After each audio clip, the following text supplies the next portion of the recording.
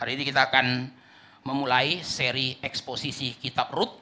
Sudah lama kita tidak berkhotbah dari perjanjian lama. Tahun lalu kita sudah berkhotbah dari kitab Nehemia, lalu kita berkhotbah dari kitab Yosua, lalu kita juga sempat berkhotbah dari kitab Nahum. Tapi setelah itu kita kebanyakan berkhotbah dari Perjanjian Baru, surat Filipi, dan terakhir adalah surat kepada 7 gereja di dalam kitab Wahyu. Jadi mulai minggu ini kita akan mengikuti eksposisi dari kitab Rut. Mari kita bersama-sama membuka Rut 1 ayat 1 sampai 14.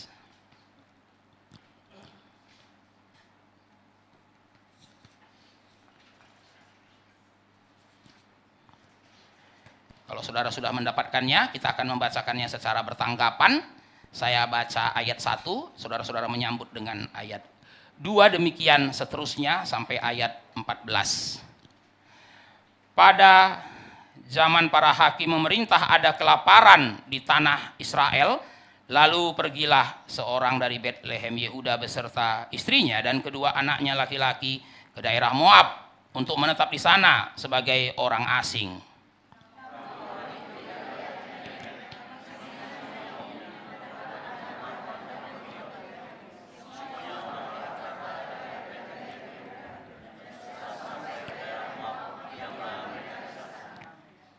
Kemudian matilah Elimelek, suami Naomi, sehingga perempuan itu tertinggal dengan kedua anaknya.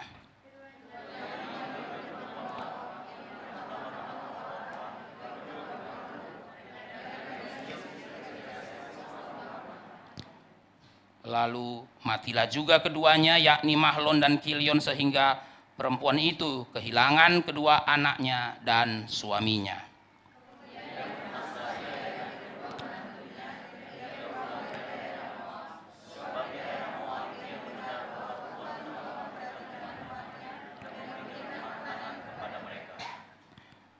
Maka berangkatlah ia dari tempat tinggalnya itu bersama-sama dengan kedua menantunya.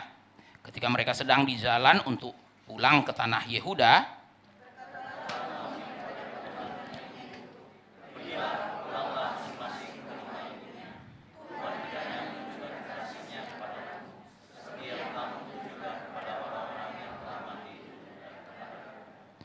kiranya atas karunia Tuhan kamu mendapat tempat perlindungan masing-masing di rumah suaminya. Lalu diciumnyalah mereka, tetapi mereka menangis dengan suara keras.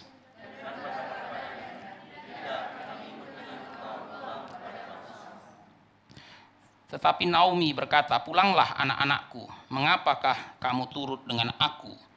Bukankah tidak akan ada lagi anak laki-laki yang kulahirkan untuk dijadikan suamimu nanti?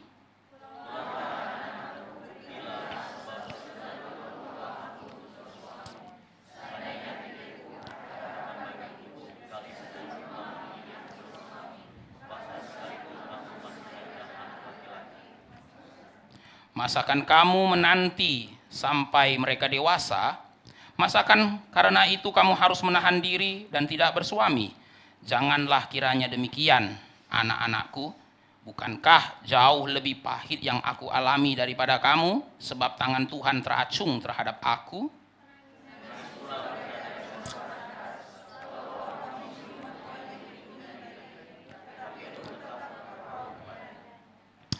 Bagian ini dimulai dengan krisis. Ada dua krisis yang bisa kita lihat di sini. Yang pertama, krisis spiritual, dan yang kedua, krisis nasional. Kita mulai dengan yang pertama, krisis spiritual. Perhatikan ayat 1, saya mengajak saudara-saudara untuk sekali lagi melihat ayat 1, lebih spesifik lagi ayat 1b, saudara-saudara ya. Saudara perhatikan pada ayat 1b, di sana dikatakan, pada zaman para hakim memerintah. Pada zaman para hakim memerintah. Saudara-saudara, di sini kita bisa melihat konteks sejarah dari kehidupan Naomi dan Rut. Saudara-saudara, kitab Rut ini kan berisi tentang cerita kehidupan Naomi dan Rut. Saudara kasih oleh Tuhan. Ya memang judul kitabnya adalah kitab Rut, tapi sebenarnya ceritanya itu bukan hanya mengenai Rut. Saudara kasih oleh Tuhan, ceritanya mengenai Naomi dan Rut. Dan kalau saudara perhatikan, saudara kasih oleh Tuhan, sebenarnya kitab Rut ini lebih tonjolkan sudut pandang Naomi-nya daripada sudut pandang Ruth-nya, saudara kasih oleh Tuhan ya. Kalau saudara membaca kitab Ruth, saudara kasih oleh Tuhan, sebenarnya kalau saudara perhatikan bahwa di sini yang ditonjolkan itu adalah Naomi-nya, ya saudara-saudara. Tapi saudara kasih oleh Tuhan, kalau kita membaca kitab Ruth, sebenarnya kita memperhatikan ada dua tokoh di sini, yaitu Naomi dan Ruth. Dan dari ayat 1b, saudara bisa menemukan konteks sejarah kehidupan mereka. Mereka berdua itu hidup pada zaman hakim-hakim. Nah, saudara-saudara, pada zaman hakim-hakim, bangsa Israel itu mengalami krisis rohani. Itulah sebabnya saudara-saudara ya, banyak pakar ya menyebut zaman hakim-hakim itu sebagai zaman kegelapan di dalam sejarah bangsa Israel. Saudara-saudara, di Eropa itu ada yang disebut dengan Dark Ages, ya saudara-saudara, Dark Ages. Ya saudara kasih oleh Tuhan, biasanya yang disebut Dark Ages itu adalah abad pertengahan. Tapi saudara-saudara, ini sebutan dari sejarawan sekuler, saudara kasih oleh Tuhan ya. Sejarawan sekuler, sejarawan yang tidak setuju dengan kekristenan akan menyebut abad pertengahan itu sebagai abad kegelapan atau zaman kegelapan.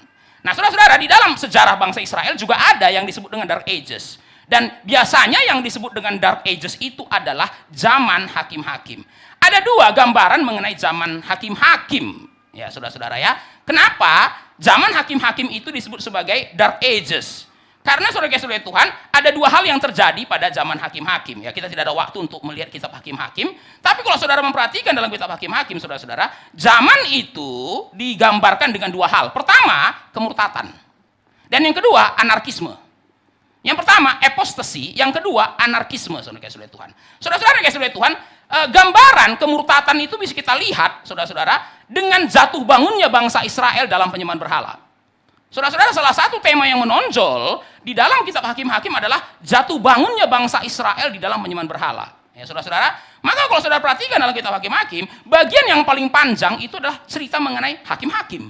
Dari hakim pertama, hakim kedua.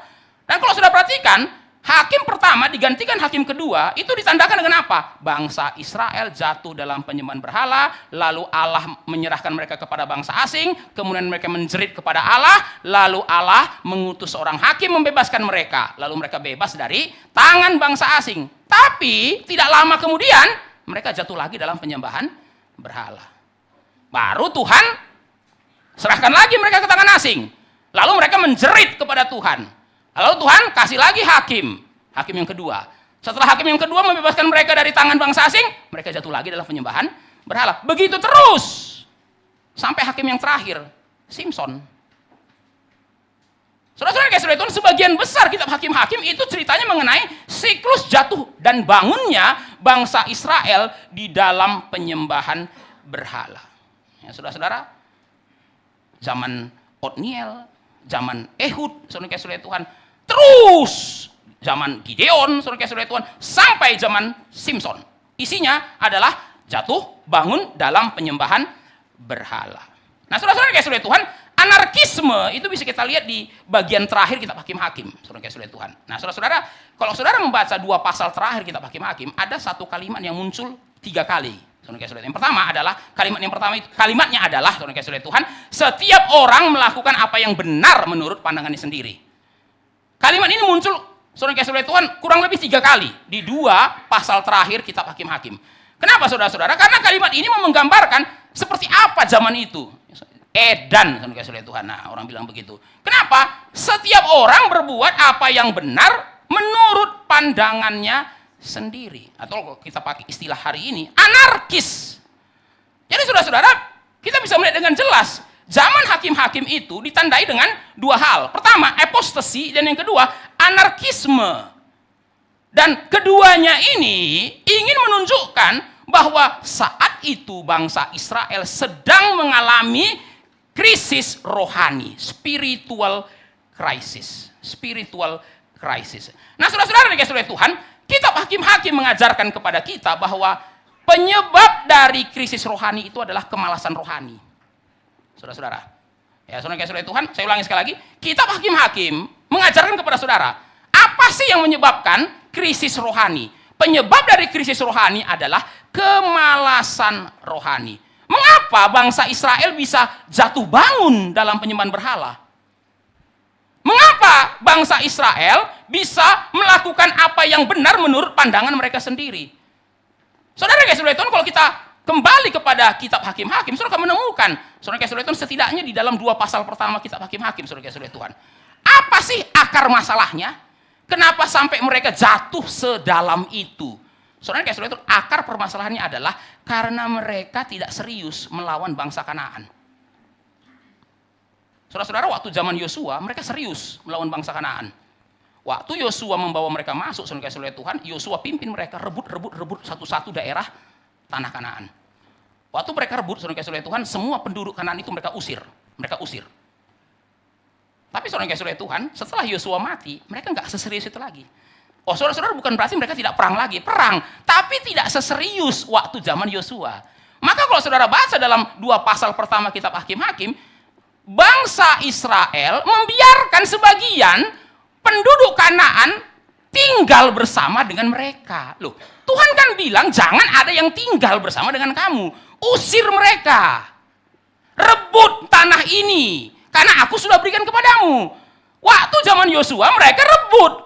Tapi saudara-saudara, setelah melihat sudah banyak tanah yang mereka rebut, lalu mereka pikir begini, ngapain kita rebut lagi yang lain? Toh yang ada sekarang aja sudah bisa ditinggalin kok.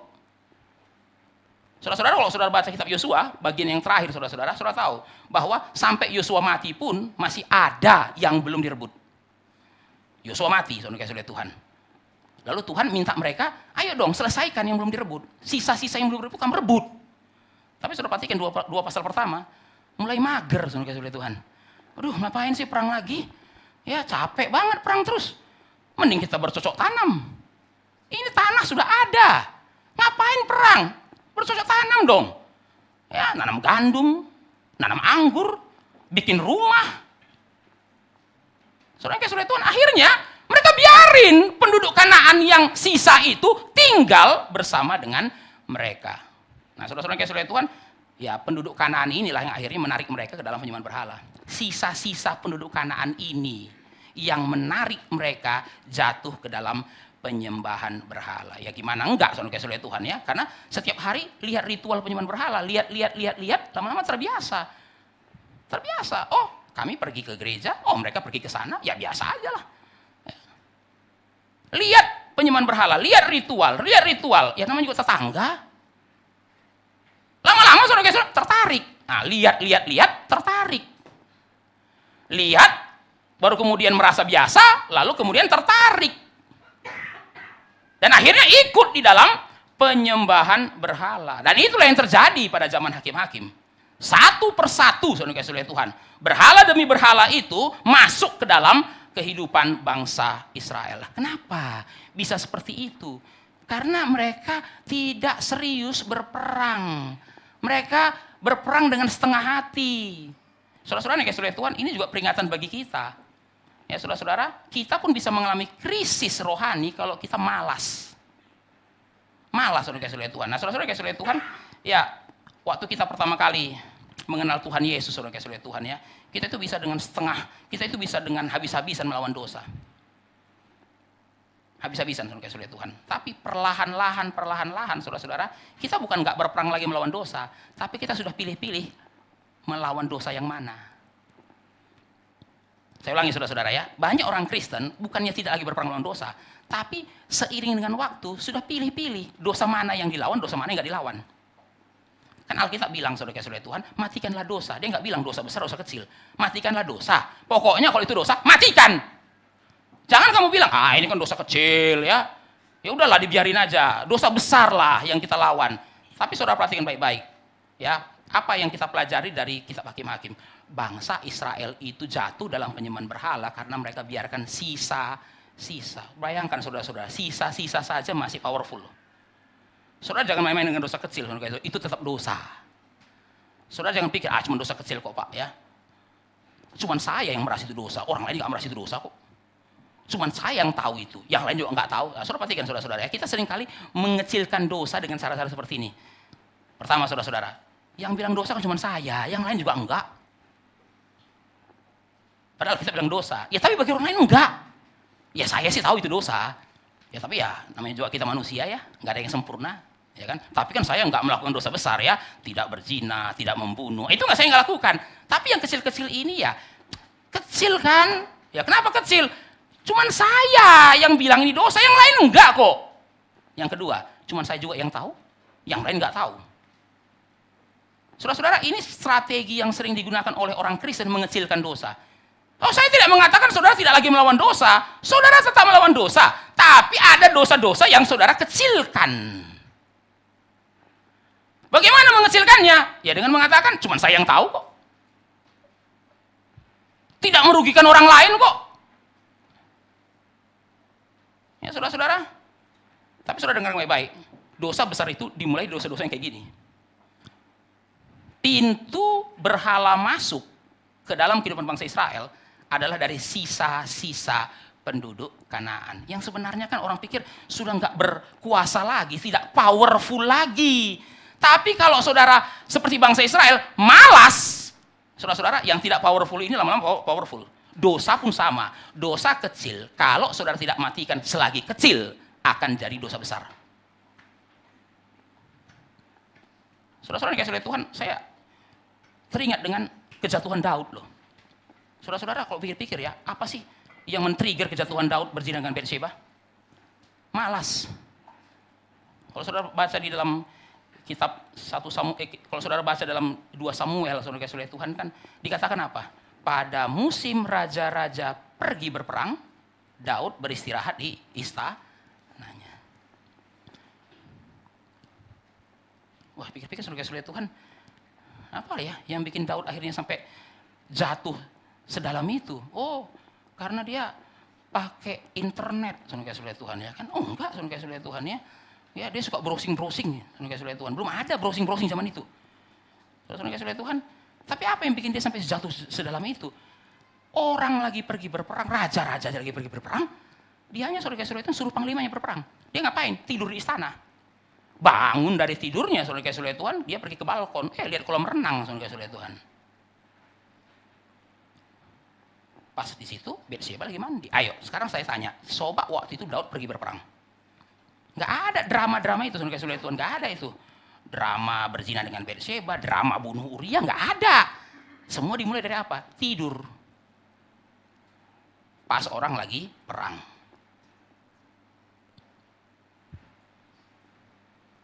Saudara-saudara, kan apa yang dilakukan Daud itu kan minor mistake, saudara kasih oleh Tuhan. Kesalahan kecil lah. Harusnya kan dia perang, tapi dia tidur. Apa salahnya tidur? Ya, justru di situ masalah berikutnya. Dari tidur waktu orang perang jatuh pada perzinahan dan kemudian berujung pada pembunuhan.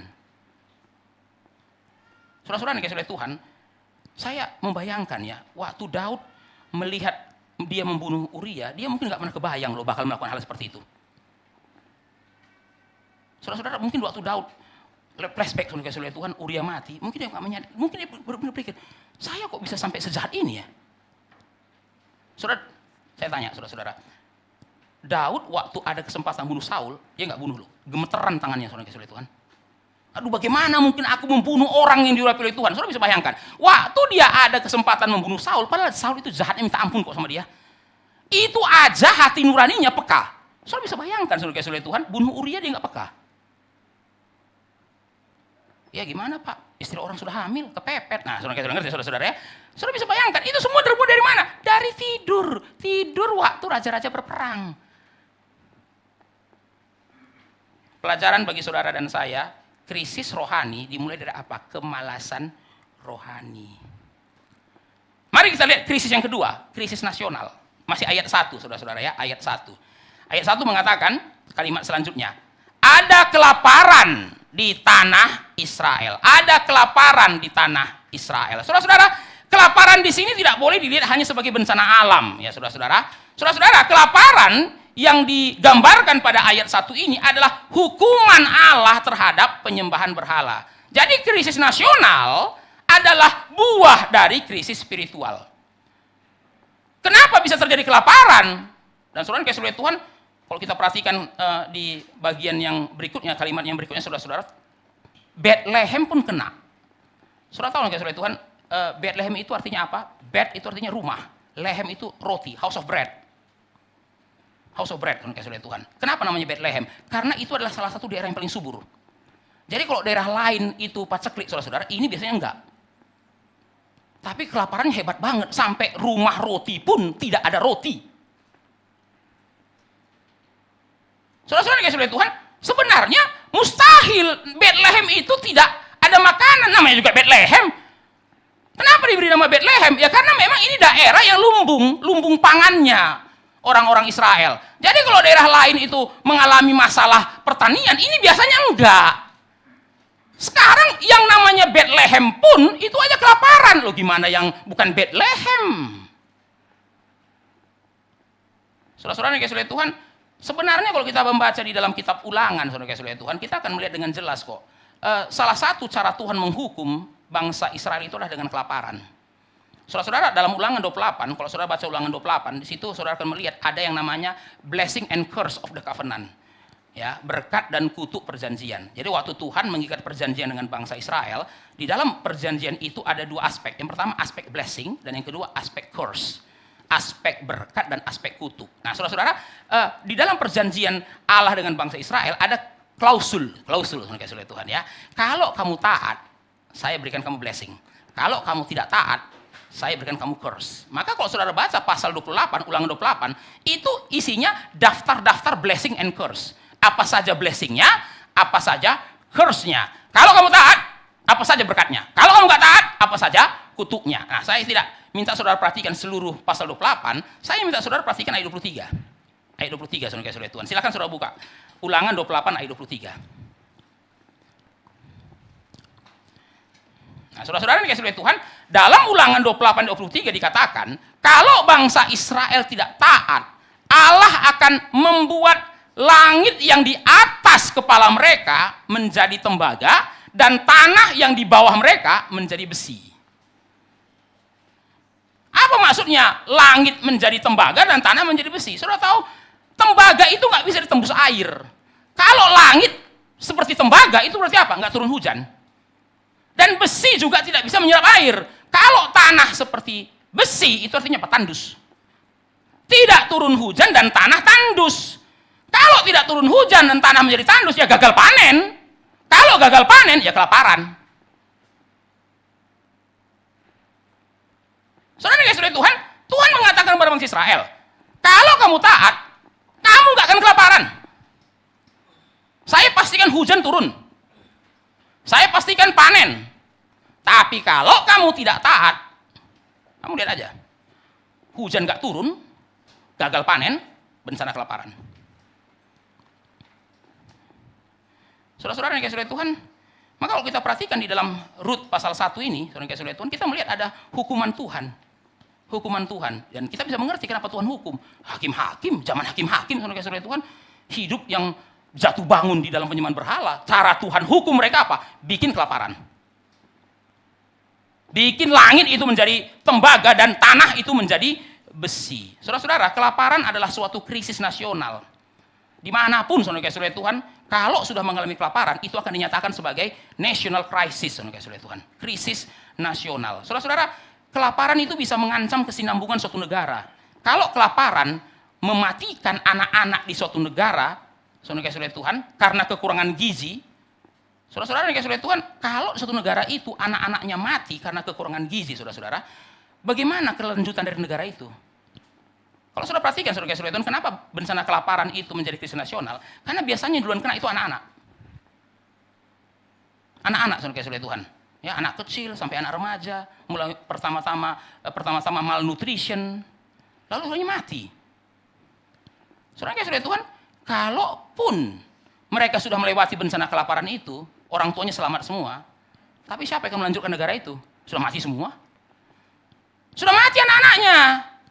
Saudara-saudara, kita bisa melihat itu di dalam sejarah negara Irlandia, saudara-saudara ya. Saudara-saudara, negara Irlandia itu pernah mengalami kelaparan tahun 1845 sampai 1852 yang dikenal sebagai Irish Potato Famine. Bencana kelaparan kentang Irlandia. Nah, kenapa namanya Irish Potato Famine, saudara-saudara? Karena bencana ini disebabkan oleh sejenis jamur yang menyerang tanaman kentang di Irlandia. Saudara-saudara, sebagai informasi, kentang pada zaman itu adalah makanan pokok sebagian besar penduduk. Jadi sebagian besar penduduk India itu makan pokoknya adalah kentang. Lalu ada jamur menyerang kentang-kentang di Irlandia, maka nggak ada yang panen. Nggak Gak ada yang panen, saudara-saudara. Nah, saudara kayak saudara Tuhan, akibat bencana kelaparan ini, sekitar 1/4 anak-anak di seluruh Irlandia mati. Lalu saudara-saudara, ratusan ribu anak muda terpaksa diungsikan oleh orang tuanya ke Amerika dan Inggris. Dan karena sebagian anak muda mereka, bukan hanya sebagian, tapi cukup banyak, ratusan ribu anak muda mereka, akhirnya besarnya di Inggris, disekolahkan di Inggris, lalu kerja di Inggris, mereka terputus dari akar budaya Irlandia. Sehingga Irlandia mengalami kehilangan satu generasi. Saudara-saudara, kalau saudara perhatikan ya, negara di Afrika seperti Ethiopia dan Somalia. Saudara kayak saudara Tuhan, sekarang sih mereka tidak lagi mengalami kelaparan seperti yang dulu kan. Dulu saudara-saudara kan kalau bicara kelaparan langsung kita ingat apa? Ethiopia. Ethiopia, lihat itu orang Ethiopia. Apalagi kalau ketemu sama orang yang kurus, kayak orang Ethiopia kamu, saudara kayak saudara Tuhan itu kan. Padahal bukan karena kelaparan, saudara kayak saudara Tuhan, memang dia diet gitu kan. Kurus banget kayak orang Somalia. Nah, saudara kayak saudara Tuhan. Saudara-saudara kenapa ya? Ya mungkin saudara kayak saudara Tuhan yang generasi orang tua kita pasti mengerti kenapa disebut dengan kenapa orang kurus itu diidentikan dengan orang Ethiopia dan orang Somalia. Karena memang saudara-saudara, Ethiopia dan Somalia adalah dua negara yang terkenal karena bencana kelaparannya. Tapi kalau saudara perhatikan, hari ini tidak lagi bencana kelaparan, tapi mereka sulit untuk bangkit. Kenapa saudara kayak saudara Tuhan? Karena sebagian generasi itu sudah kepotong sama bencana kelaparan.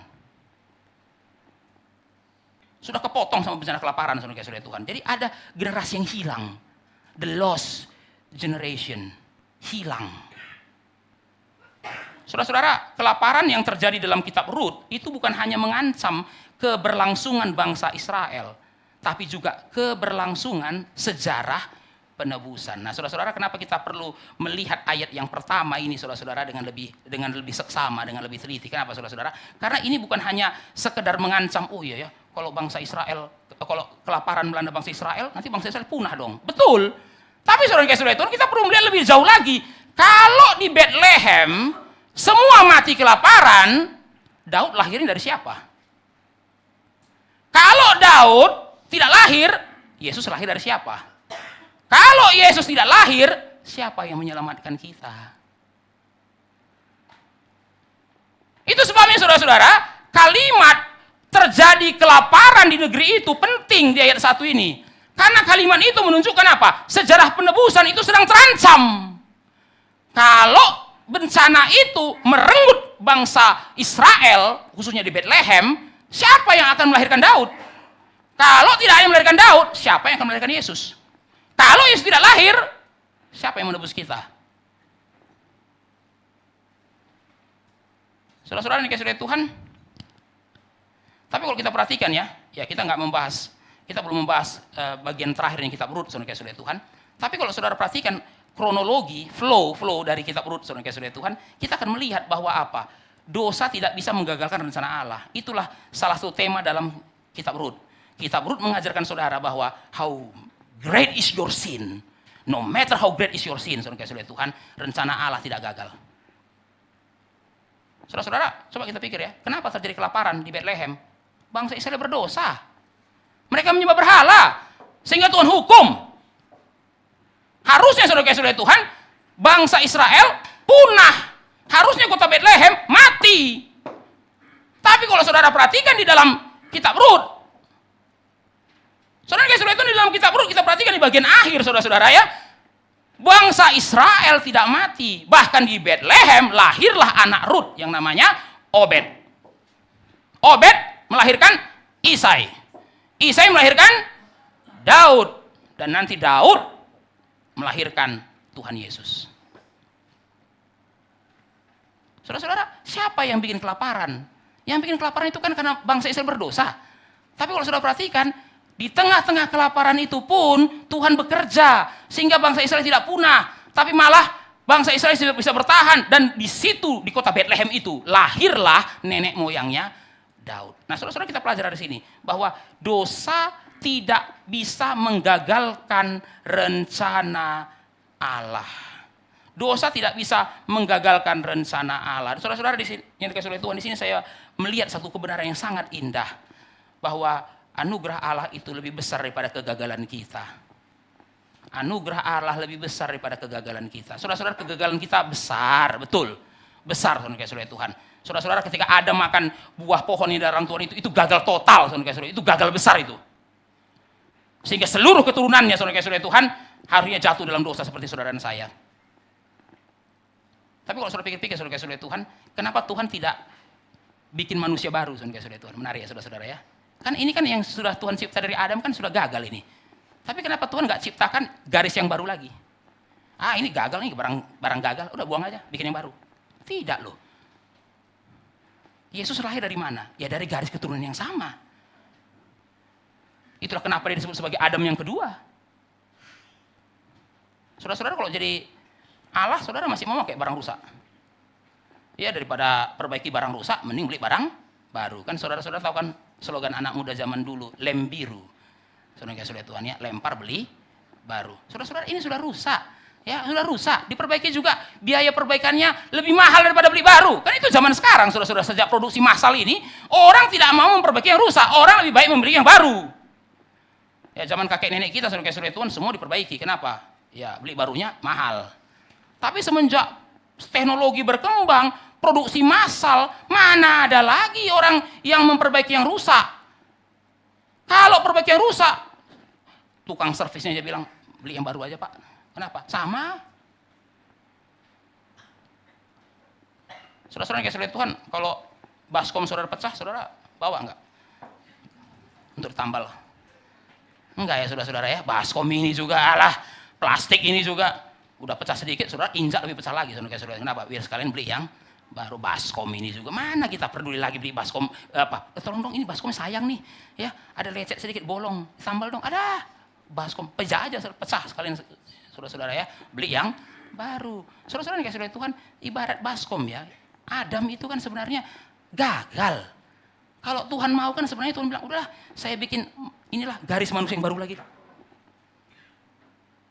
Ya, habisin semuanya ini. Tapi enggak loh saudara-saudara ya. Sekalipun waktu zaman Nuh, Tuhan rendam bumi ini dengan air bah kan saudara-saudara ya. Tapi ingat, yang melanjutkan bumi ini tetap keturunannya Adam, Nuh. Saudara-saudara kita belajar di sini ya. Anugerah Allah melampaui kegagalan kita. Saudara gagal dan saudara memang besar sekali kegagalannya. Tapi kegagalan saudara tidak lebih besar daripada anugerah Allah. Tidak lebih besar daripada anugerah Allah. Saudara-saudara kita akan merenungkan 3 hal dari bagian ini. Yang pertama saudara-saudara ya. Kita bisa melihat di dalam bagian ini bahwa krisis iman bisa menyebabkan keputusan yang salah. Krisis iman bisa menyebabkan keputusan yang salah. Dan saya mau mengatakan saudara-saudara ya, kebanyakan keputusan yang salah itu dimulai dari iman yang salah. Kebanyakan keputusan yang salah itu dimulai dari iman yang bermasalah. Saudara-saudara yang kasih oleh Tuhan, di dalam bagian ini saudara memperhatikan ada 3 keputusan. Ya, saya mengajak saudara untuk melihat yang pertama, keputusannya Elimelek. Elimelek memutuskan pergi ke Moab. Kenapa? Kelaparan. Tapi saudara kasih Tuhan, keputusan Elimelek adalah keputusan yang salah. Nah, saya mengajak saudara untuk melihat, saudara kasih Tuhan, di mana salahnya keputusan Elimelek. Yang pertama, saudara-saudara, kelaparan itu adalah hukuman Tuhan. Harusnya responnya Elimelek bukan pergi, bertobat. Ini kan hukuman Tuhan. Kenapa kelaparan? Ya, karena kamu, bangsamu berbuat dosa. Harusnya responmu bukan pergi ke Moab, responmu bertobat kepada Tuhan. Tapi apa yang dilakukan Elimelek? Dia pergi ke Moab. Tuhan marah, dia mencoba melarikan diri dari murka Tuhan. Salah. Kalau Tuhan marah, solusinya bukan lari dari Allah, tapi kembali kepada Allah. Elimelek sudah tahu Tuhan marah, dia lari. Dia lari. Emang Tuhan bisa ngapain sih?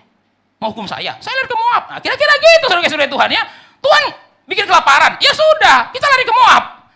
Emang Tuhan bisa bikin apa?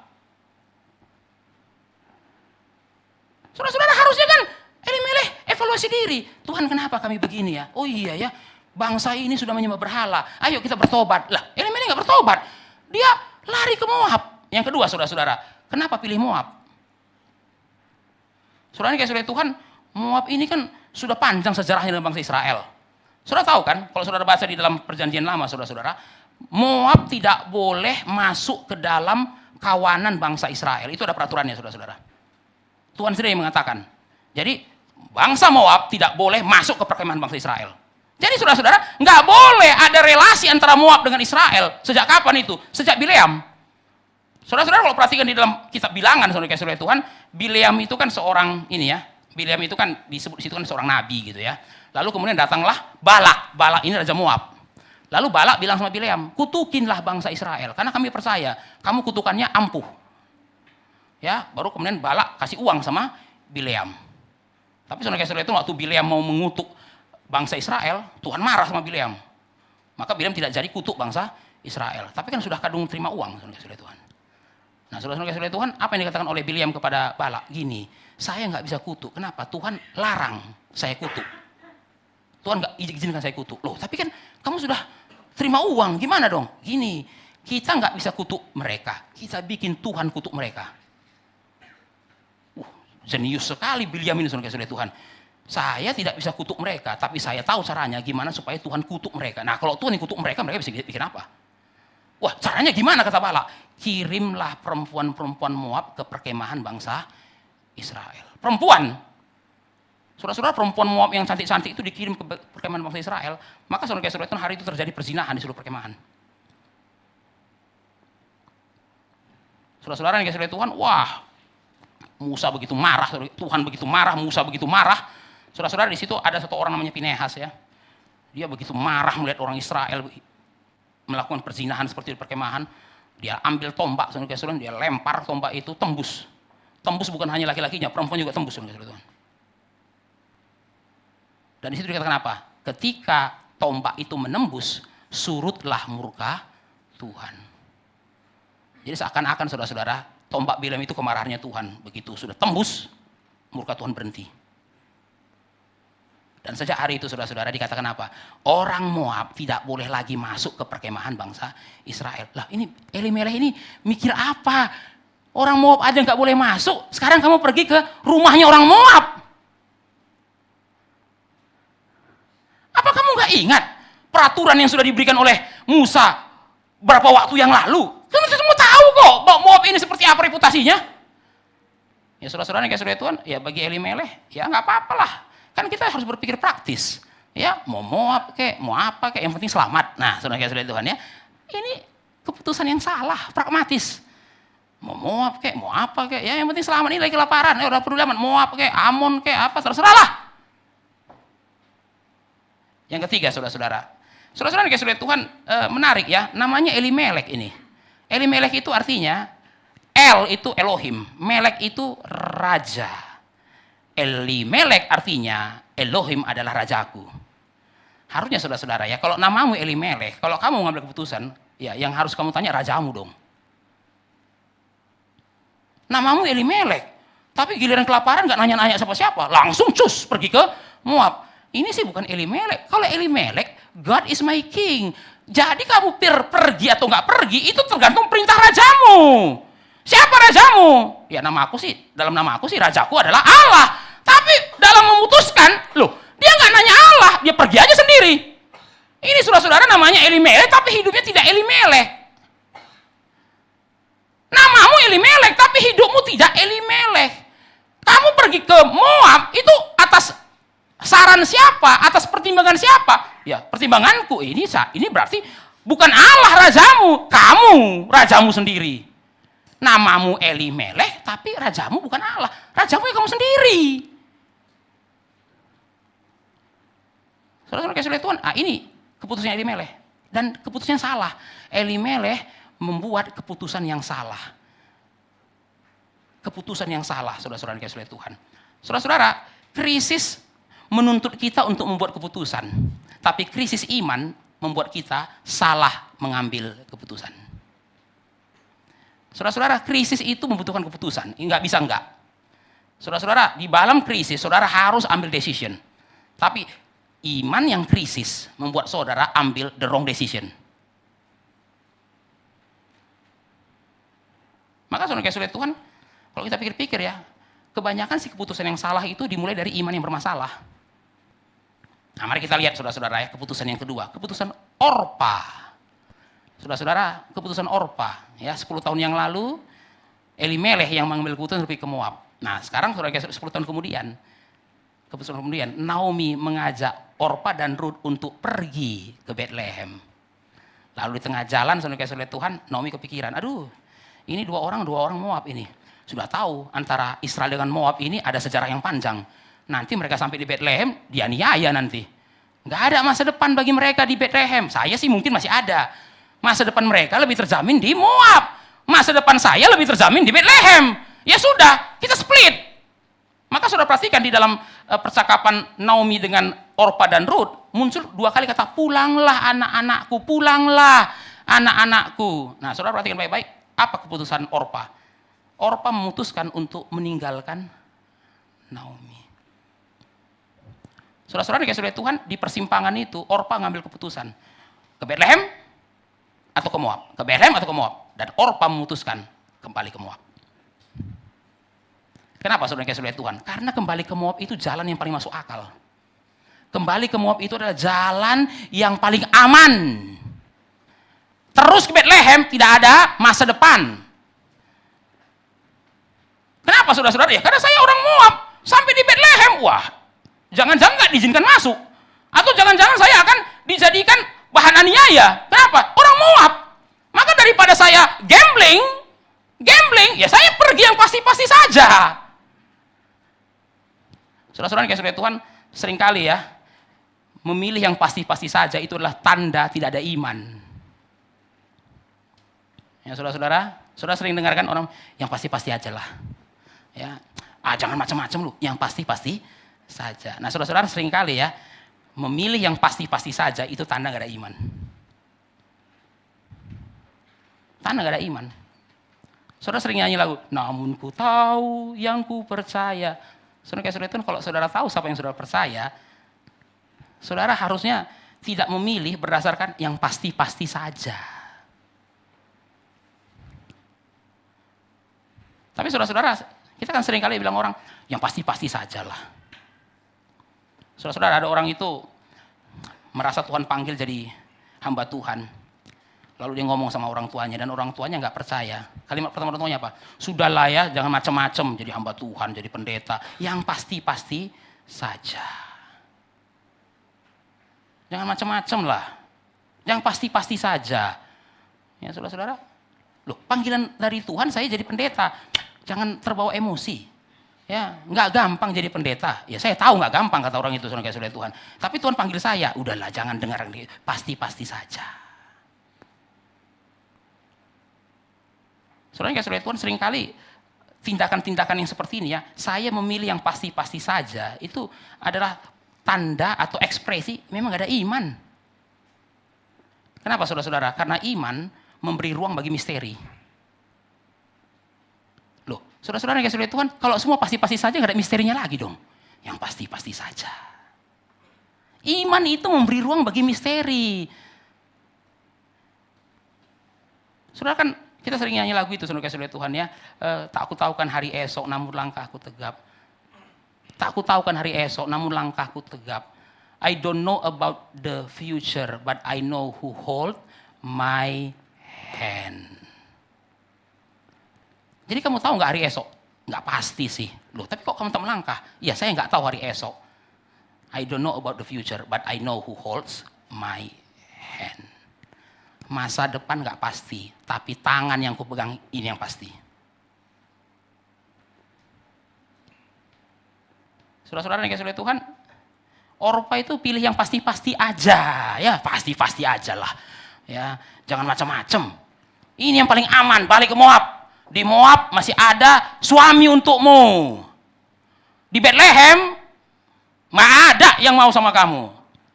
Saudara-saudara yang kasih oleh Tuhan, akhirnya setelah jalan bersama dengan Naomi di persimpangan, Orpa berbalik.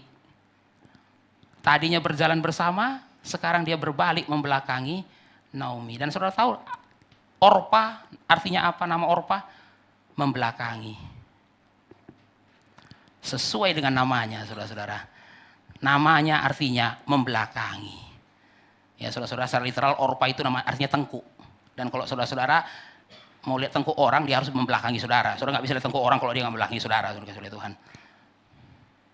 Dan memang cocok ketika dia berbalik badan, tengkuknya kelihatan. Dia ambil arah Moab. Yang ketiga, keputusannya Rut. Saudara-saudara yang kasih Tuhan, Rut juga dengar kalimat yang sama dari Naomi, pulang, pulang. Tapi ayat 14, saudara kasih Tuhan, itu indah sekali. Ketika Orpa membelakangi, dikatakan apa? Tetapi Rut tetap berpaut kepada Naomi. Saudara-saudara, Rut mengambil keputusan di menit yang sama dengan Orpa. Waktu Orpa mengambil keputusan berbalik, Rut mengambil keputusan berpaut.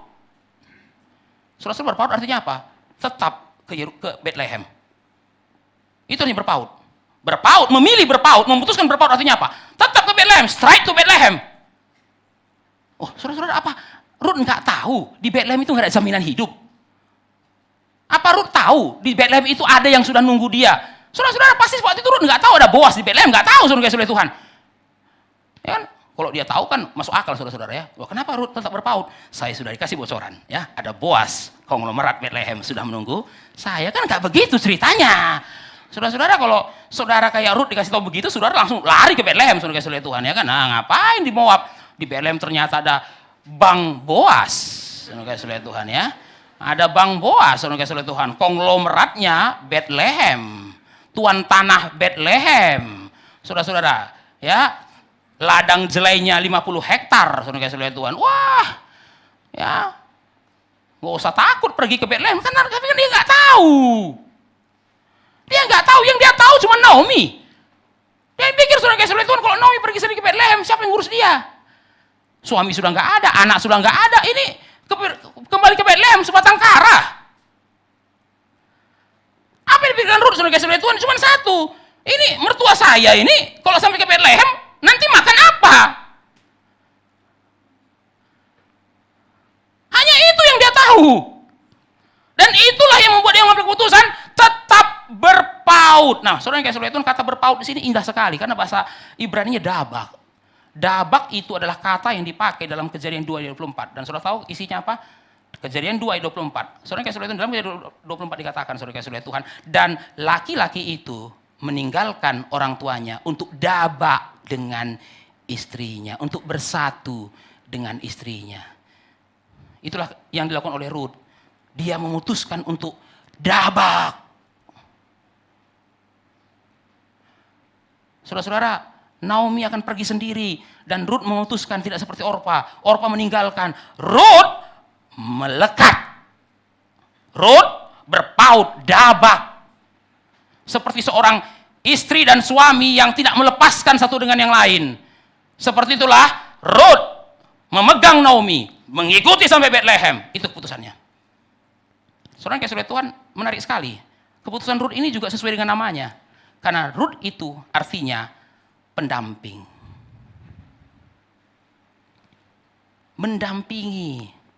Dan kalau saudara baca bagian selanjutnya, saudara-saudara yang kita akan khotbahkan minggu depan, ya. Kalau saudara baca bagian selanjutnya sampai bagian terakhir, itu ceritanya mengenai apa sih? Bagaimana Rut mendampingi Naomi.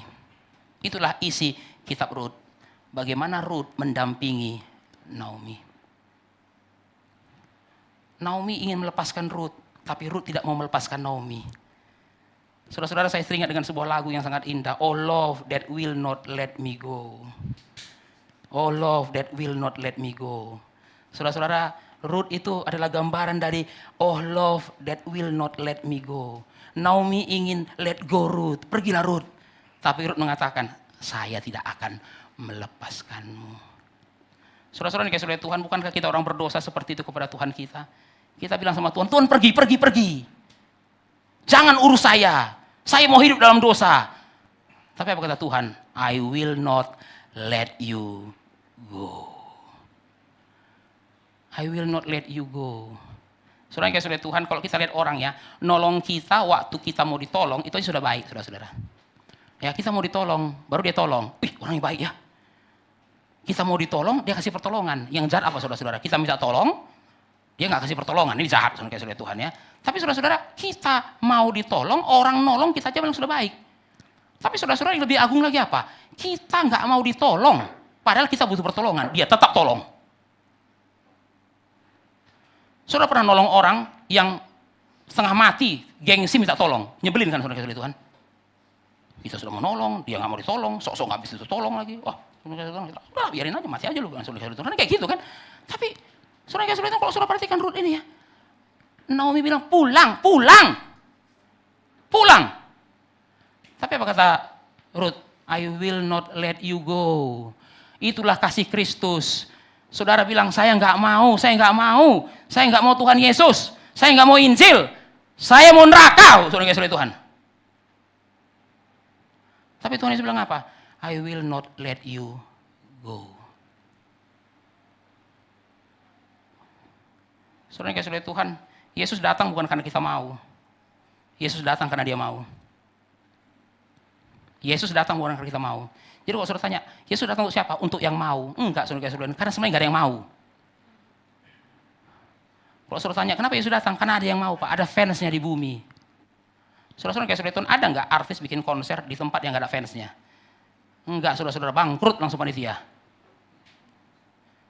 Bayar mahal, bayar tiket. Ternyata di sini apa? Di sini nggak ada fans base-nya, Pak. Di sini hatersnya banyak. Saudara bisa bayangkan, saudara-saudara, itu artis mana itu bikin konser di tempat yang banyak hatersnya? Saudara-saudara bukannya datang nonton konser dilempari, saudara-saudara itu kan panitia gila namanya, saudara-saudara ya. Sudah nggak ada fansnya, banyak pembencinya, bikin konser lagi di situ. Kamu mengharapkan apa? Saudara-saudara, Rut itu adalah gambaran kasih Kristus. I will not let you go. Naomi mengatakan, pergilah Rut, pergi. Tapi Rut mengatakan, aku tidak akan pergi. Kita akan renungkan itu minggu depan. Tapi saudara kasih Tuhan, apa yang kita bisa lihat di sini, saudara-saudara ya? Keputusan yang benar itu sebenarnya bukan pertama-tama soal kapasitas intelektual, tapi komitmen hati. Apa yang bikin orang itu salah mengambil keputusan? Bukan otaknya, hatinya. Jadi saudara-saudara, keputusan yang benar itu pertama-tama a matter of heart commitment, bukan intellectual capacity. Jadi kalau saudara bilang, Pak, kenapa keputusan salah? Iya Pak, kurang pintar sih. Saudara perhatikan baik-baik, banyak orang pintar salah ngambil keputusan. Saudara-saudara, wah lulusan luar negeri, IPK 4, tidak pernah salah dalam ujian. Tapi salah dalam milih istri, saudara Tuhan. Oh bisa bayangkan, saudara-saudara, ujian nggak pernah salah, istri salah. Saudara-saudara, iya Pak, kesalahan saya cuma satu. Apa Pak? Salah milih istri. Itu sih bukan cuma satu.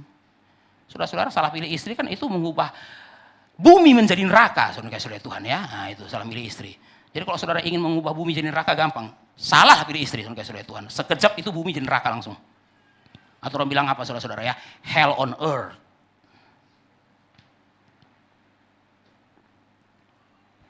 Saya nggak pernah salah Pak. Ya, cuma satu kesalahan saya Pak, salah pilih pasangan. Dan kalau saudara perhatikan, orang salah pilih pasangan kenapa? Kurang cerdas. Bukan saudara Tuhan, bukan masalah kurang cerdas. Orang salah pilih pasangan itu karena hatinya.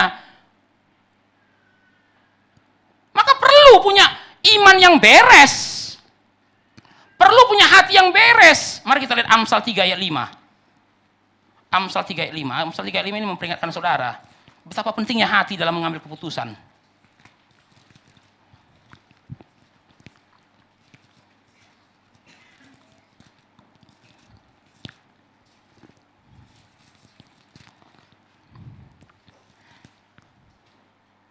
Mari kita baca ayat 5 bersama-sama. 2, 3, ya.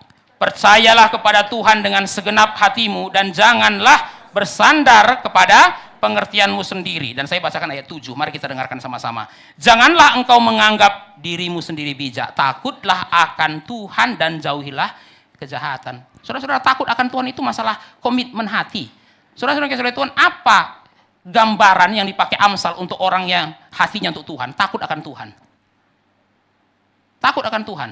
Saudara-saudara yang kasih Tuhan, orang yang hatinya takut kepada Tuhan akan memilih dan akan memutuskan dengan benar. Jadi kalau saudara perhatikan, kenapa banyak orang salah keputusan? Itu dimulai dari tidak takut akan Tuhan kok. Maka saudara harus menjaga hati saudara takut akan Tuhan. Karena sebenarnya keputusan kita itu menunjukkan iman kita. Keputusan kita itu menunjukkan iman kita, saudara Tuhan. Jadi kalau saudara mau tahu iman orang, lihat keputusannya.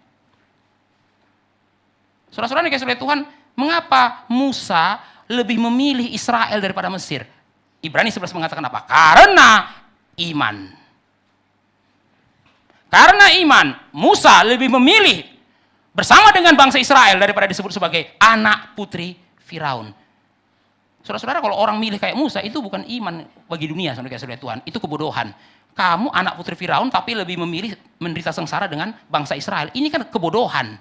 Tapi kenapa Musa bisa mengambil keputusan yang dianggap bodoh oleh dunia ini? Iman.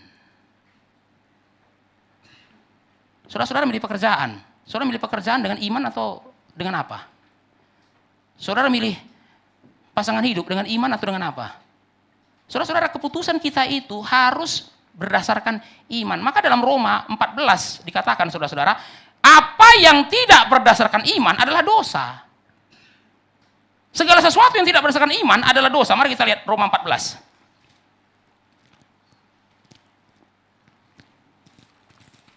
Roma 14 ayat 23. Mari kita baca bersama-sama. 2, 3, ya. Tetapi barang siapa yang bimbang, kalau ia makan, ia telah dihukum. Karena ia tidak melakukannya berdasarkan iman. Dan segala sesuatu yang tidak berdasarkan iman adalah dosa. Segala sesuatu yang tidak berdasarkan iman adalah dosa. Saudara-saudara yang kasih Tuhan, kenapa kita harus benar-benar punya iman yang beres? Karena keputusan kita itu menunjukkan iman kita. Saya mau tanya, saudara percaya Yesus Kristus? Oh, percaya. Keputusan saudara menggambarkan nggak sebagai orang yang percaya Yesus Kristus? Keputusan saudara memilih sekolah untuk anak. Keputusan saudara untuk memilih masa depan anak saudara. Itu mencerminkan orang yang percaya pada Yesus enggak? Maka saudara perlu tanya, apakah ini menunjukkan saya percaya pada Yesus? Atau jangan-jangan gak usah percaya Yesus juga begini kok? Loh, untuk apa saya percaya pada Yesus kalau begini juga kok? Orang gak percaya Yesus juga memutuskan kayak gini, saya juga kayak gini. Mari kita lihat yang kedua. Yang kedua, saudara-saudara. Keputusan yang salah menyebabkan tragedi hidup. Ya, saudara-saudara, kalau kita membaca ayat 1-14, saudara-saudara Tuhan, kita akan melihat tragedi demi tragedi. Tragedi demi tragedi, saudara-saudara Tuhan. Tragedi yang pertama, kelaparan. Tragedi yang kedua, Elimelech mati. Tragedi yang ketiga, Mahlon dan Kilion mati, saudara-saudara Tuhan. Tragedi yang keempat, nggak ada anak. Saudara-saudara, 4 tragedi. Tragedi yang pertama, kelaparan. Tragedi yang kedua, Elimelech mati. Tragedi yang ketiga, Mahlon dan Kilion mati. Tapi saudara-saudara Tuhan, kalau mereka mati tapi meninggalkan anak, itu masih ada harapan, saudara-saudara Tuhan. Tapi Mahlon dan Kilion tidak ada anak, sudah 10 tahun nikah.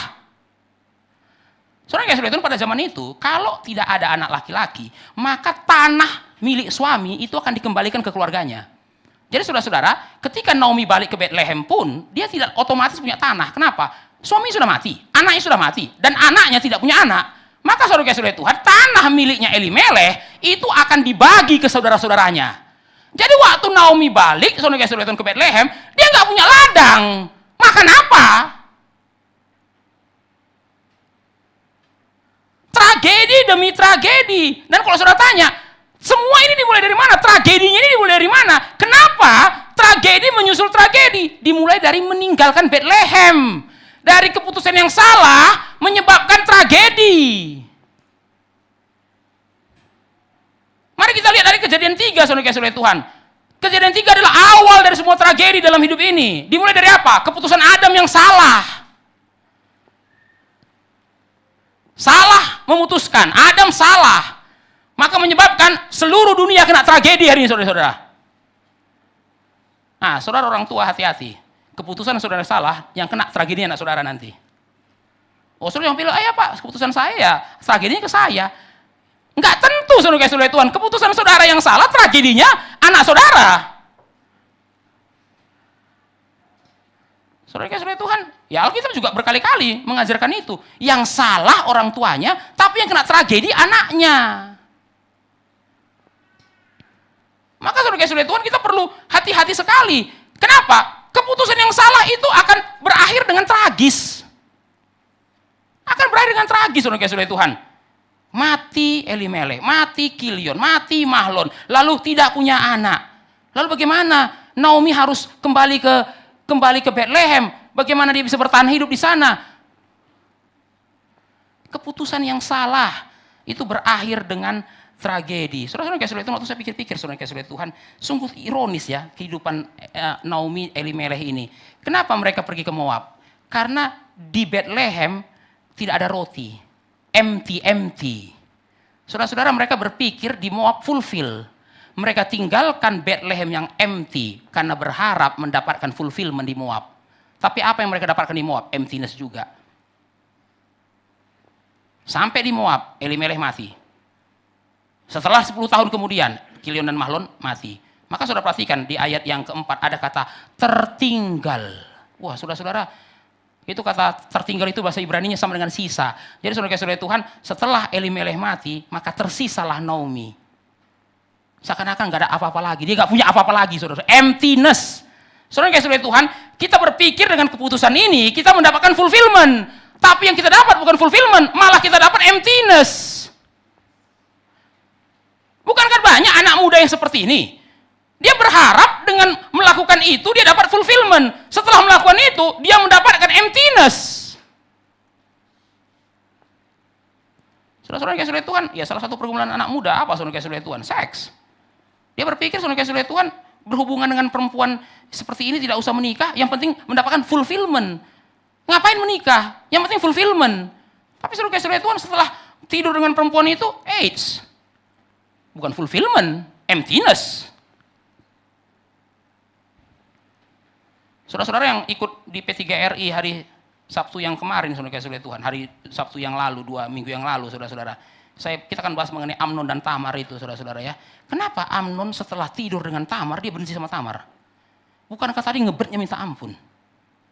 Sampai nggak makan, nggak tidur, saudara-saudara. Dia bilang, aku sakit. Beneran sakit memang, saudara-saudara Tuhan. Tapi kenapa setelah tidur dengan Tamar, bukankah harusnya dia fulfill? Yang dia rindukan, dia dapatkan. Dia rindukan, dia dapatkan. Harusnya saudara-saudara, wah saya mendapatkan fulfillment. Tapi setelah dia tidur dengan Tamar, dia benci kepada Tamar. Apa yang membuat dia benci? Saudara-saudara Tuhan, dari situ kita bisa belajar ya. Dia dapat, tapi saudara-saudara Tuhan, dia baru sadar setelah dapat pun nggak puas juga. Saudara-saudara Tuhan, kisah Amnon dan Tamar kan mengajarkan saudara satu hal ya. Seks tanpa cinta, hasilnya cuma satu, emptiness. Sex without love, saudara-saudara Tuhan, hanya satu hasilnya, emptiness. Maka kalau saudara perhatikan saudara-saudara Tuhan, orang yang pergi ke pelacur itu saudara-saudara, kenapa nggak pernah berhenti? Karena dia tidak merasa fulfill. Selesai empty. Selesai dengan pelacur yang satu, bukannya fulfill, empty. Maka dia pikir apa? Oh, ganti pelacur lagi lah, ganti lagi. Dia pikir dengan ganti pelacur, fulfill, tidak, empty lagi. Maka saudara-saudara Tuhan, dia berpikir, oh mungkin harus dengan yang lain. Sampai saudara-saudara Tuhan perhatikan baik-baik. Semakin dia sering, dia semakin mati rasa. Semakin mati rasa saudara-saudara Tuhan. Maka saudara-saudara Tuhan, orang yang terus gonta-ganti hubungan seks dengan wanita saudara-saudara Tuhan, pada satu titik saudara-saudara, dia bahkan tidak bisa lagi merasakan istrinya. Nggak bisa lagi. Saudara-saudara tidak ada lagi keintiman yang meaningful, itu nggak ada. Kenapa saudara-saudara? Itu kayak ini saudara-saudara, kulit itu kena api, setelah apinya padam, saudara-saudara pegang, nggak terasa ya. Ya saudara-saudara, kalau pakai bahasa kita, bal, saudara-saudara Tuhan ya, mati rasa. Pegang sih, tapi kok saya nggak merasakan apa-apa lagi ya, itu saudara-saudara Tuhan.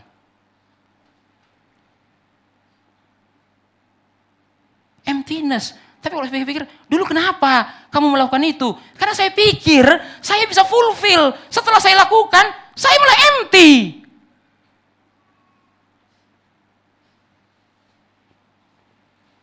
Saudara-saudara dikasih oleh Tuhan,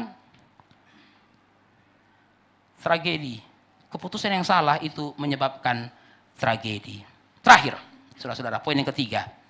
Ini adalah bagian yang sangat indah dari ayat 1 sampai 14, saudara-saudara ya. Bagian yang sangat indah. Saudara-saudara, kalau nggak ada bagian ini, maka cerita ini suram sekali. Suram, saudara-saudara Tuhan. Isinya cuma tragedi. Tragedi di Bethlehem, tragedi di Moab, di Bethlehem kelaparan, di Moab mati, tidak ada anak, aduh. Tapi saudara-saudara, mari kita lihat ayat 6. Ayat 6, saya mengajak saudara untuk memperhatikan sekali lagi ayat 6. Rut 1 ayat 6. Kalau saudara-saudara sudah mendapatkannya, silakan saudara membacakannya bersama-sama. 2, 3, ya.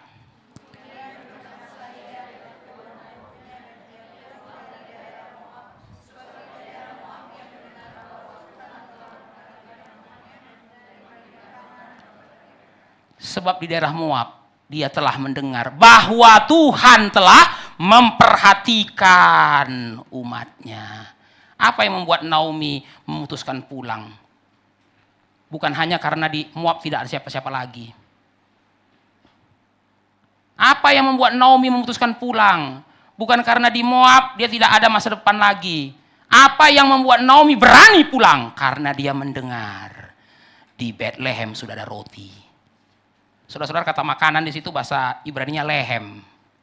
Ya, saudara-saudara, LAI terjemahkannya makanan, padahal sebenarnya lebih tepatnya roti. Ya memang doa Bapa kami kita juga kan berikan kami makanan yang secukupnya. Padahal sebenarnya give us our daily bread, ya saudara-saudara ya. Tapi kita nggak terjemahkan berikanlah kami roti yang secukupnya. Kenapa? Orang Indonesia tidak ada yang makan roti, saudara-saudara ya. Jadi takut kalau doanya berikanlah kami roti yang secukupnya. Loh, kita makannya bukan roti Pak, kita makannya nasi gitu kan. Kalau roti dikasih secukupnya juga nggak kenyang kita nanti. Ya saudara-saudara, tapi kalau saudara lihat dalam bahasa Ibraninya, kata makanan di situ lehem. Tadinya Bethlehem tidak ada lehem. Sekarang di Bethlehem ada lehem. Kenapa Bethlehem yang sekian lama tidak ada lehem, sekarang ada lehem? Karena Tuhan memperhatikan. Nah, kata memperhatikan, saudara-saudara Tuhan itu dalam bahasa Ibrani artinya ikut campur. Dan Tuhan intervensi. Tuhan intervensi. Sehingga Bethlehem yang sekian tahun tak ada lehemnya itu, sekarang ada lehemnya. Tuhan intervensi. Jadi kalau Tuhan tidak intervensi, saudara-saudara, selama-lamanya Bethlehem tidak ada lehem di situ. Saudara-saudara perhatikan di sini. Mana yang duluan? Anugerah atau pertobatan? Saudara-saudara, banyak orang pikir kita bertobat supaya dapat anugerah. Tapi kalau saudara baca dalam cerita ini, Naomi balik karena dia sudah mendengar Tuhan beranugerah. Bukan pertobatan yang mendahului anugerah, anugerah yang mendahului pertobatan. Kenapa saya bertobat? Karena saya tahu Tuhan beranugerah. Saya bertobat bukan supaya dapat anugerah. Saya bertobat supaya karena saya tahu Tuhan sudah beranugerah. Maka saudara-saudara Tuhan, pertobatan itu adalah respon terhadap anugerah. Orang kalau tidak tahu Tuhan beranugerah, tidak ada artinya dia bertobat. Saudara bisa bayangkan, Naomi balik ke Bethlehem, tetap kelaparan di Bethlehem, saudara-saudara Tuhan. Wah, dia sudah berbalik dari Moab, berbalik metanoia dia. Dari Moab ke Bethlehem, sampai di Bethlehem, kelaparan juga. Tapi saudara-saudara Tuhan, kenapa Naomi berani berbalik? Karena dia sudah dengar Tuhan beranugerah. Saudara-saudara Tuhan, jadi poin yang ketiga ini menunjukkan kepada kita, Tuhan menyelipkan anugerah di tengah-tengah tragedi, saudara-saudara Tuhan. Tragedi. Tapi di tengah-tengah tragedi ini, saudara-saudara Tuhan selipkan, Tuhan telah memperhatikan umatnya. Ada anugerah Tuhan di tengah-tengah tragedi. Saudara-saudara, sejak dunia sudah jatuh dalam dosa, isinya cuma tragedi. Tragedi, saudara-saudara Tuhan. Tragedi pertama dari Taman Eden. Tragedi kedua, Kain membunuh Habel. Tragedi demi tragedi terjadi. Dari mana tragedi itu dimulai, saudara-saudara? Dari kejatuhan manusia dalam dosa. Tapi apakah itu akhir segala-galanya? Tidak. Tuhan menyelipkan anugerahnya di tengah-tengah tragedi. Saudara-saudara, ini kabar baik untuk saudara. Siapa di antara kita yang hidupnya baik-baik saja? Enggak ada. Semua orang punya masa lalu yang tidak baik-baik saja. Lalu apa pengharapan kita, saudara-saudara Tuhan, untuk masa lalu yang tidak baik-baik saja ini? Saudara mau cuci masa lalu saudara supaya tidak ada kelihatan lagi. Nggak bisa, saudara-saudara Tuhan. Saudara mau hipnotis diri saudara supaya apa? Lupa dengan masa lalu saudara. Nggak bisa. Saudara akan selalu ingat kesalahan yang saudara lakukan. Maka banyak orang berpikir, lah kalau saya tidak bisa melupakan masa lalu saya yang kelam itu, apa artinya masa depan saya? Bukankah itu akan terus saya bawa? Tapi saudara-saudara Tuhan, di sini kita perhatikan ya, Tuhan menyelipkan anugerahnya di tengah tragedi. Tuhan menyelipkan anugerahnya. Justru di dalam cerita yang tragis ini, saudara bisa melihat ada benang emas anugerah Tuhan terselip. Ada benang emas anugerah Tuhan terselip. Dan kalau saudara perhatikan, nanti benang emas ini makin hari makin besar, sampai pasal 4, saudara-saudara Tuhan. Tapi pasti di pasal 1, yang saudara temukan hanya sebuah benang tipis, tapi itu benang emas. Di tengah-tengah tragedi yang gelap, yang dark, yang black itu, saudara-saudara Tuhan, Tuhan selipkan benang emas anugerahnya. Saudara-saudara saudara Tuhan, inilah anugerah Tuhan. Dia bekerja di dalam tragedi. Itulah anugerah Tuhan. Dia bekerja di dalam tragedi. Tuhan tidak mencari orang yang beres. Tapi Tuhan mengubah orang dari tidak beres menjadi beres. Saudara-saudara, kalau Tuhan bilang, kamu beresin hidupmu dulu lah. Baru saya mau sama kamu. Wah, saudara Tuhan, kejam ini. Saudara-saudara, kalau kamu nggak bereskan hidupmu, saya nggak mau sama kamu. Kamu bereskan dulu, saya mau datang sama kamu. Wah, saudara-saudara, kalau begitu ceritanya, nggak beres-beres itu, saudara-saudara ya. Kenapa, saudara-saudara? Saudara-saudara Tuhan, saya teringat dengan sebuah cerita ya. Ada anak-anak, saudara Tuhan, main di sebuah toko, dan di toko itu, saudara-saudara, ada barang yang mahal sekali. Itu barang dagangan, saudara Tuhan. Barangnya mahal sekali, saudara-saudara. Taruhlah harganya, saya lupa itu. Itu barang favorit di toko itu, saudara Tuhan. Itu barang paling mahal. Kalau nggak salah harganya itu 20 juta. Ya, saudara-saudara Tuhan. Gucci. Ya, saudara-saudara, itu Gucci. Ya, tapi pikir tokonya juga kacau sih. Masa barang semahal itu ditaruh di pinggir? Ya disenggol. Saudara, harusnya kan barang semahal itu di gudang. Ya pakai daminya lah gitu kan. Pak, bisa lihat, bawa ke gudang. Lah, tapi kalau ini barang mahal taruh di jalan orang itu kan. Ya kesenggol. Nah, anak ini saudara-saudara lari. Saudara-saudara. Nyenggol, pecah, pring. 20 juta saudara Tuhan. Wah, penjaga tokonya langsung bilang sama dia, wah, mahal ini, kamu ganti. Wah, saudara-saudara, anak itu langsung ketakutan. Dan makin nangis saudara-saudara Tuhan. Saudara-saudara Tuhan, saya waktu dengan cerita itu, anak itu adalah gambaran saudara. Saudara cuma bisa mecahin, saudara nggak bisa beresin. Mecahin gampang, saudara, senggol pecah. Ayo, sekarang beresinnya. Iya, beresin satu hal, saudara-saudara ya, mengumpulkan puing-puingnya. Ganti ruginya? Nggak bisa. Maka Tuhan tidak bilang, beresin dulu. Karena Tuhan tahu, kita nggak bisa beresin. Hidup sudah tragis, mau diberesin bagaimana? Itulah manusia berdosa, cuma bisa ngerusakin tapi nggak bisa beresin. Saudara-saudara, bukankah hidup kita sudah seperti puing-puing itu? Pring. Baru kita cuma lihatin nangis. Ini hidup saya Tuhan, Tuhan kasih hidupnya utuh, tapi sekarang sudah jadi puing-puing. Baru saudara lihatin puing-puing itu dengan apa? Nangis Tuhan, nangis kenapa? Ini mau diapain? Mau disapu lalu dibuang. Aduh. Saudara-saudara kasih Tuhan, di waktu kita nangis melihat puing-puing hidup kita ini, Tuhan turun. Dia ambil puing-puing itu, dia beresin. Dia beresin. Itulah Injil. Itulah Injil. Saudara kasih Tuhan, kitab Rut ini bukan bicara mengenai Rut dan Naomi. Kitab Rut ini bicara mengenai Yesus.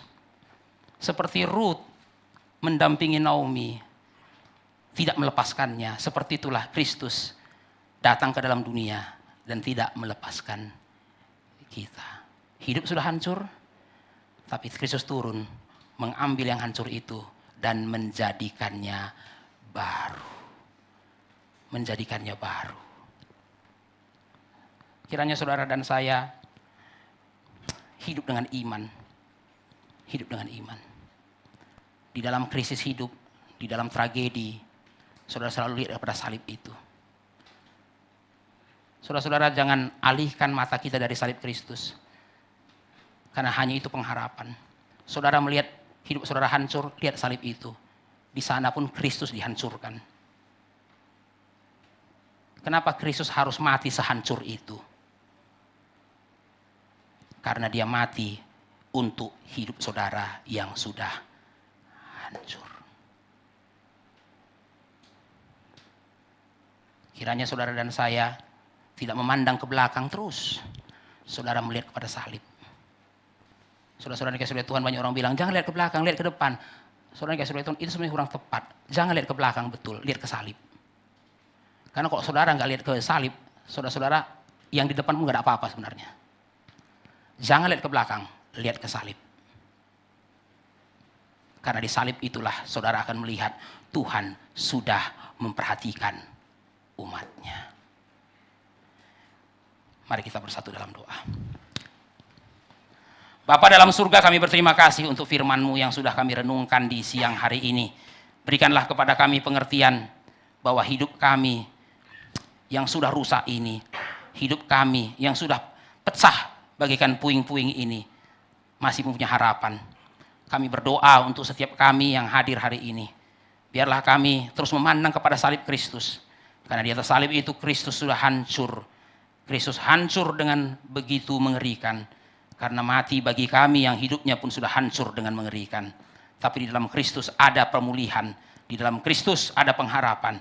Kami bersyukur karena kami bisa melihat Naomi yang hidupnya pun sudah begitu tragis. Tapi masih menemukan pengharapan. Masih menemukan ada benang anugerah Tuhan di dalam tragedi itu. Inilah doa kami dalam nama Tuhan Yesus kami berdoa dan mengucap syukur. Amin.